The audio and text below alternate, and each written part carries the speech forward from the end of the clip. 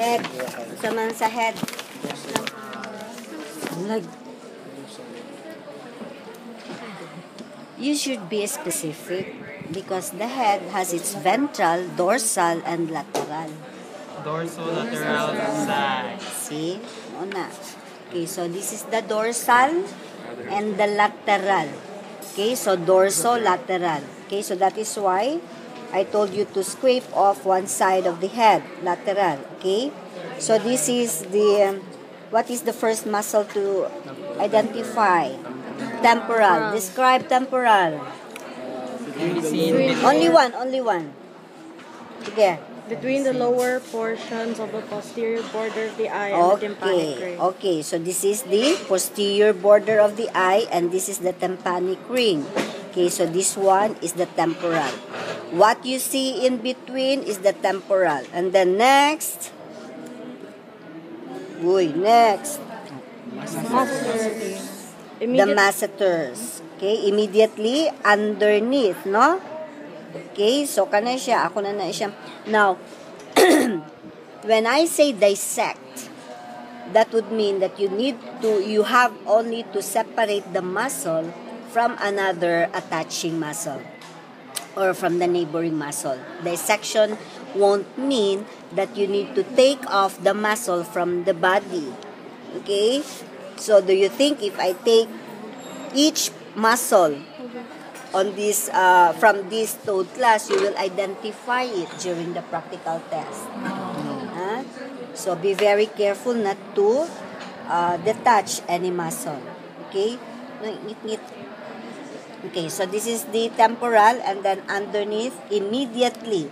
When we say underneath, okay, that would be ilaw, no? When we say behind, what? Likod lang. Okay? Luyo. Or in front, atubangan. Okay? Anterior. Okay?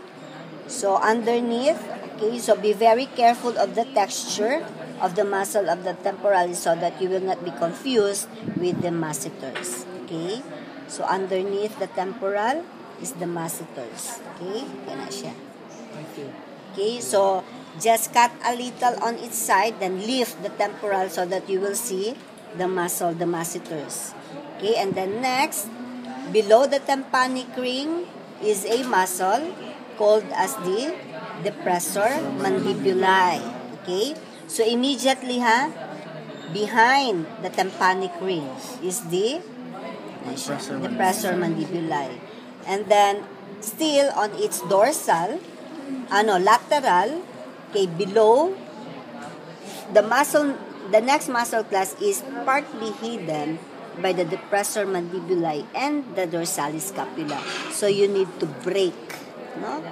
Break the neck so that you will see the muscle, okay, that is covered. So this is now the what? What's next? Levator scapula inferior. So this is the inferior.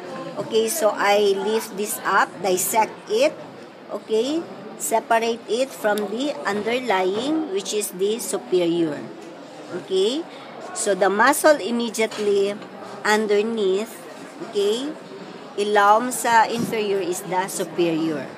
Okay, that one this one. Not this one, but this one. Okay, so this is also another muscle. Okay, so this is the levator scapula inferior, and then you have the levator scapula superior. Why is it that this is now the inferior, wherein this is the first one you see? No? So, most likely, may ngunasad mga basig na sayop na sad ni si ma'am.